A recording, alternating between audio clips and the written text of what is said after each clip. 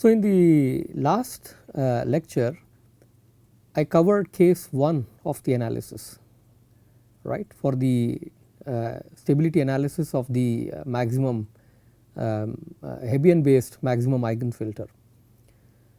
So, what we looked into was the case where we consider all the modes except the principal mode, that is for 1 less than k less than or equal to m, that was the case that we considered, and showed that all these modes dive to 0 asymptotically. So, that leaves us with a question, what happens to the principal mode, and then we have to analyze that case. Okay. So, let us consider the case where k equal to 1. So, my governing differential equation is d theta 1 of t upon dt is equal to lambda 1 times theta 1 of t minus theta 1 of t times this summation having all the components, eigen components, L equals 1 to m lambda L theta L square of t. So, it is a function of the lambda I theta I equals 1 to m. Okay. Now, we simplify this equation to be lambda 1 theta 1 of t minus, so I pull this L equals 1 case, and the L equals 1 case is corresponding to theta 1. So, it is going to be lambda times theta 1. So, it is a lambda 1 here, right, lambda 1 times you have a theta 1 here and we have a theta 1 square of t sticking out. So, we have lambda 1 theta 1 cube of t minus theta 1 of t summation over all L not equal to 1, right, it is L equals 2 to m, we have the summation.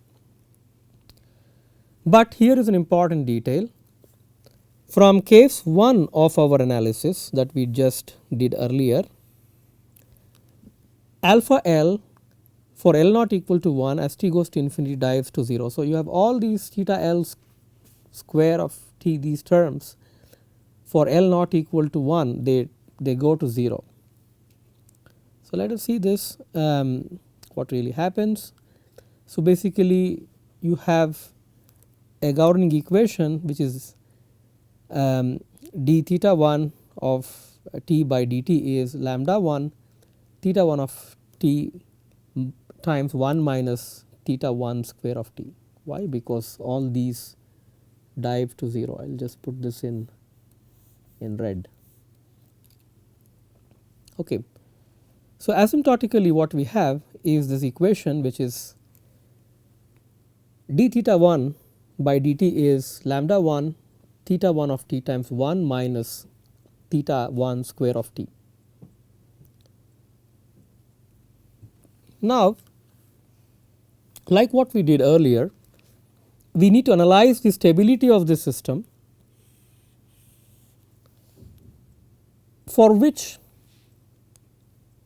we require Lyapunov functions, because when we look into stability of linear dynamical systems, we can basically look at the homogeneous equation and then look at the roots of this homogeneous equation, and then from there we can make our analysis whether it is stable, unstable, or it is oscillatory. But this is a nonlinear system. The analysis or the stability analysis of nonlinear systems is not straightforward, for which you require something called Lyapunov functions. So, I will just briefly use a particular Lyapunov function for this analysis and touching upon some details on Lyapunov functions, but a formal treatment of Lyapunov functions is part of a nonlinear dynamics course. So, that is a separate course, separate graduate level course. Okay. So, we need a Lyapunov function, and that is a positive definite function. Now, let us start with some basics of these nonlinear dynamic systems related to this topic of Lyapunov and the functional form that we need for this particular example. Let S be the state vector of an autonomous system, it is a nonlinear autonomous system. Let V of t be the Lyapunov function of the system.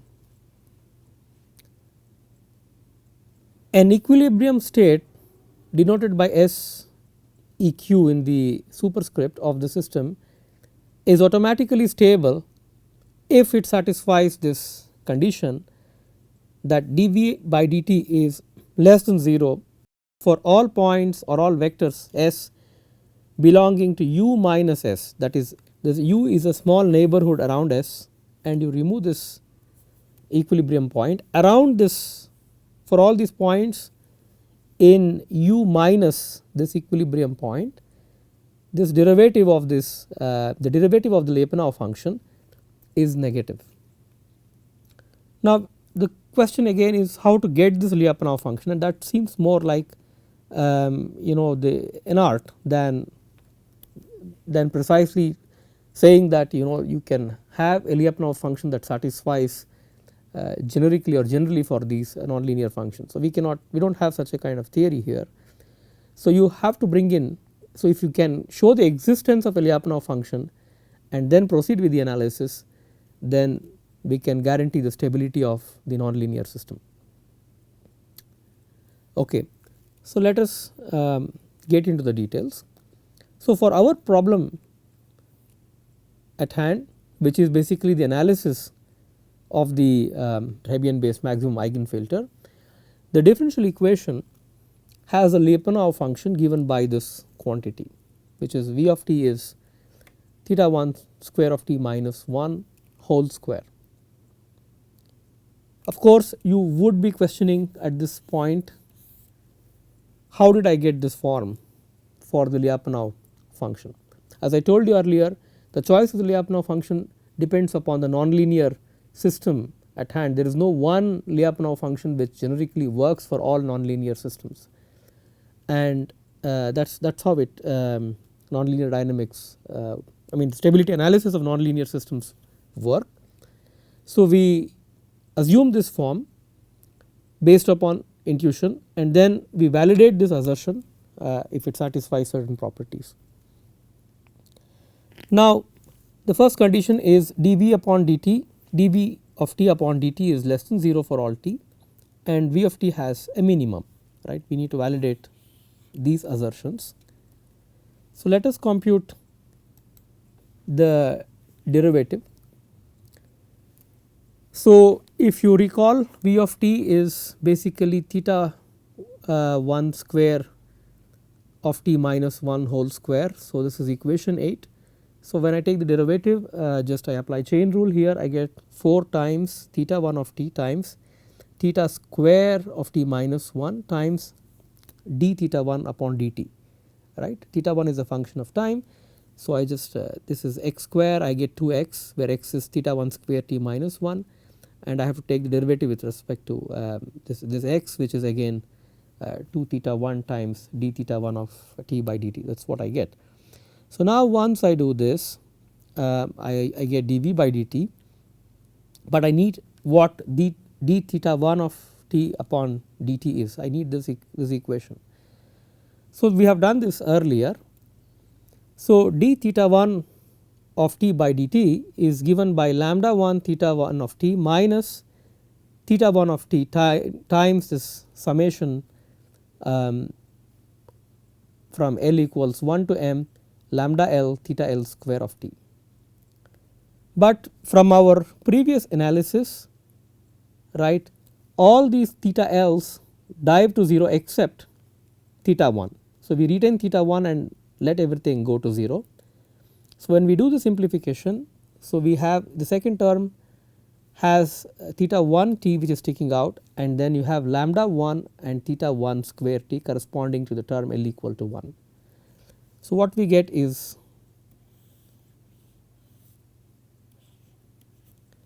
we get lambda 1 theta 1 t minus lambda 1 theta 1 of t times theta 1 square of t, and you simplify all this, you get this final equation which is minus lambda 1 theta 1 of t times theta 1 square of t minus 1. That is equation 9b in my terminology here. So, you plug in 9b into 9a and then you simplify this further, right. When we do this, we get dV by dt is given by this quantity here, which is minus 4 times lambda 1 theta 1 square of t times this quantity theta 1 square of t minus 1 whole square. Now, our data correlation matrix R has positive definite property, which means the eigenvalue, I mean eigenvalue lambda 1, because lambda 1 is interesting to us here. We do not care about the other eigen components, because all those principal modes except the first mode dives to 0, right. So, the eigenvalue lambda 1 is positive. Therefore, dV by dt is less than 0, right. So, we can so you look at this equation here dV by dt. So, you have a minus sign sticking over, and all these are square quantities. I mean square theta 1 square is positive, theta 1 square minus 1 the whole square is also positive. The only thing that is a detail is lambda 1, but because of positive definite property lambda 1 is greater than 0. So, all the quantities here are all having positive sign except this negative sign which is sticking out here. So, therefore, dV by dt is less than 0. Okay. Now, V of t has minimum at theta 1 of t being plus minus 1, right. It is like a quadratic bowl here, and right this is trivially the saddle points are theta 1 equal to 0 and then theta 1 equals plus minus 1, and we are interested in the case when theta 1 is plus minus 1, the 0 case we ignore, and this is a non trivial case. And the second condition is also satisfied that V of t has a minimum. So, now what it means is theta 1 of t as t goes to infinity heads to plus minus 1, and all your other modes theta k of t as t goes to infinity they dive to 0.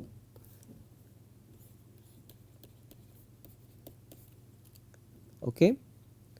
So, this is a useful thing for us, because we say that the first component remains, and then this theta 1 of t can go to plus 1 or minus 1, right. And what it really means is the maximum the Hebbian based maximum eigenfilter extracts the first principal component. So, if you look at this data correlation matrix and get your eigenvalues and eigenvectors, this algorithm which is the Oyer's rule, which is basically the normalized Hebbian update, extracts the first principal component adaptively. So, what it means is, if you consider this complicated stochastic differential equation in vector form that we wrote, right. We started off with this equation. Now, you get this function theta 1 of t and all other modes dive to 0, and then theta 1 of t will converge to plus minus 1, and as a consequence what it really means is this weight vector w of t, this is very important, the weight vector asymptotically converges to q1, where q1 is the normalized eigenvector associated with the largest eigenvalue lambda 1 of the correlation matrix R. Now, if you were to pause here and then ponder what is happening, so all that was done in the Hebbian update was you were trying to take a projection, you were taking this weight update at time n plus 1, which is weight update at time n, plus some eta times the output times the input. Input is a vector which is the presynaptic input, and w of n sorry the y of n, which is the output, was a scalar, and it was the post synaptic output, right. So, this simple update upon normalization, the weight vector converges to the normalized eigenvector associated with the largest eigenvalue within the data correlation matrix. Now, from condition 6 of the asymptotic stability theorem, I mean we discussed various conditions. So, if you recall, so there exists a subset A of the set of vectors such that this limit, in the limit you know the limit of the weight vector equals the eigenvector, right, q1, and this happens infinitely often with probability 1. That is, we say what we discussed was we have if you look at the trajectories of all these points, with probability 1 it enters a compact set, I mean it enters the basin of attraction, right, corresponding to this compact set of vectors here in the basin of attraction. So, this is what this means, and to satisfy condition 2 of the asymptotic stability theorem. So, what we had to do is we had to normalize, right. So, what we do here is we hard limit the entries of this weight vector, so that their magnitudes remain below a threshold, say A, right. The norm of w of n, which is equal to, I say, max over j absolute value of w j n, which is I look at all the components j and I take the maximum of the absolute value of the component of the vector and I limit that to A, right. This component is less than or equal to A, this is what I mean. Now, let A be a compact set of compact subset of Rm defined by the set of vectors whose norm is less than or equal to A. Sanger showed in 1989 that if this norm is less than or equal to A and this constant A is sufficiently large, then the norm of the weight vector at time n plus 1 is less than the norm of the weight vector at time n with probability 1. This is an important result. So, what this means is as iterations tend to infinity, that means I have large number of iterations, the weight vector w n will eventually remain in this compact subset infinitely often with probability 1. Okay. And then the basin of attraction that includes all these bounded non-bounded vectors, and we say that this is B q1 because that is the basin of attraction, that includes all vectors with norm bounded, and this implies that this compact subset A is part of that basin of attraction, right. And why this was important? Because unlike a linear dynamical system, we just have the eigenmodes and then these are scalars and they are not time varying functions, they are just scalars, and you can just study the behavior of this linear dynamical system in an easy way. In the case of nonlinear dynamics it is not, because we have these points that are attractors, and then if you are tracing the trajectory of the weight vector, it will enter this basin of attraction and then land up at this attractor. And what is happening here is this basin of attraction around this eigenvector q1 includes all non bounded vectors, and this implies that a compact subset of Rm is part of this basin of attraction, and that is what is happening here. Now, we can verify that rest all of the conditions in the asymptotic stability theorem are satisfied.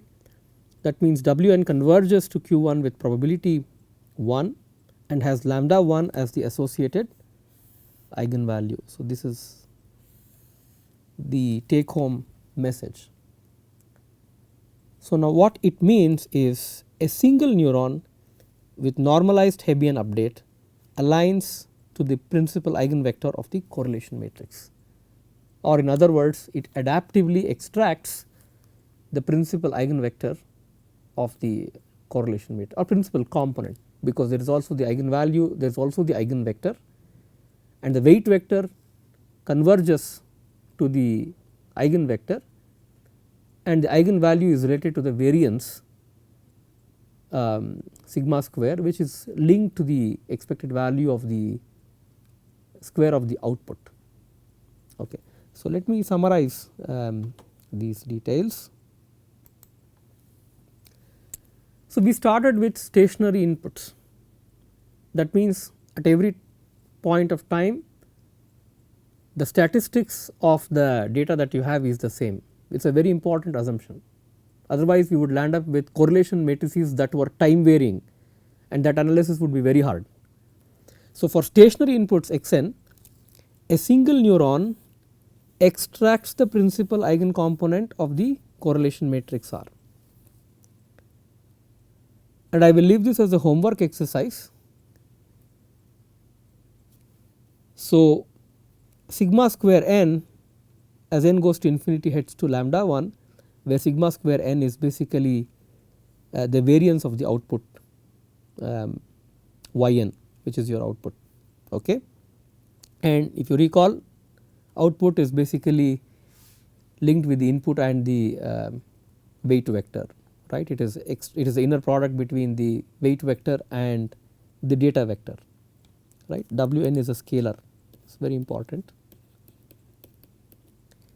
and the expectation is over all realizations of the data vector, right, that is stochastic. Now, per Oyas update, which is essentially normalizing the Hebbian based rule, per Oyas update the Hebbian based filter converges to a fixed point with probability 1. So, these are the two cases.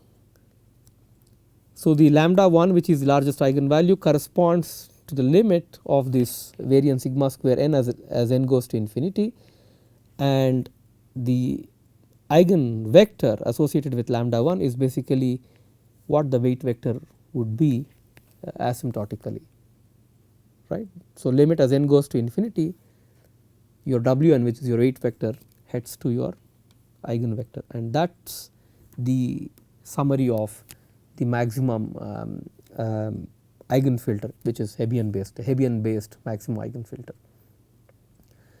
So, in short, what is the take home of this result?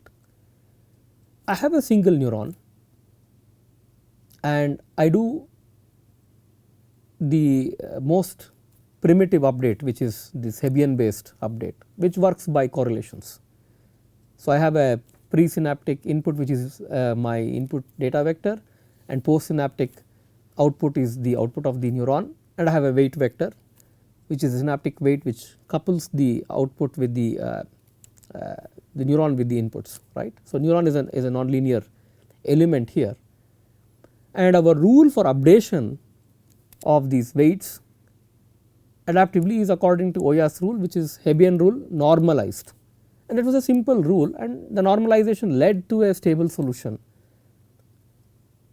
And if we were to go deeper into the analysis as to why this normalized Hebbian rule works in practice and why it leads to a stable solution, we have to do stability analysis. And I think when we did the stability analysis, by expanding the normalization out using Taylor series and then simplifications.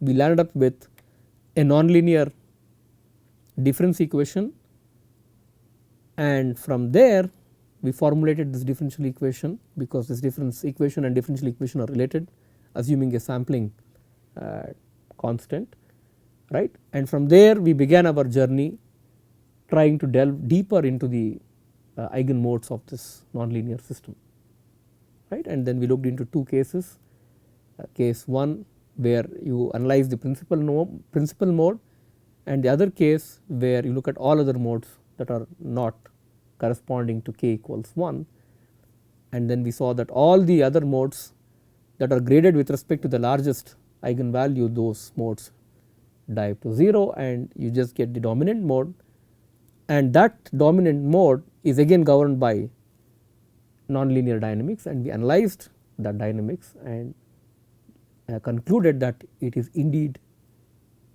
a stable solution, or it is a stable attractor, right. So, therefore, adaptively when you compute your weight vectors, that asymptotically heads to the principal eigenvector of the data correlation matrix, and lambda 1, which is the eigenvalue, happens to be the variance of the output of the neuron. Okay. So, with this we conclude this study.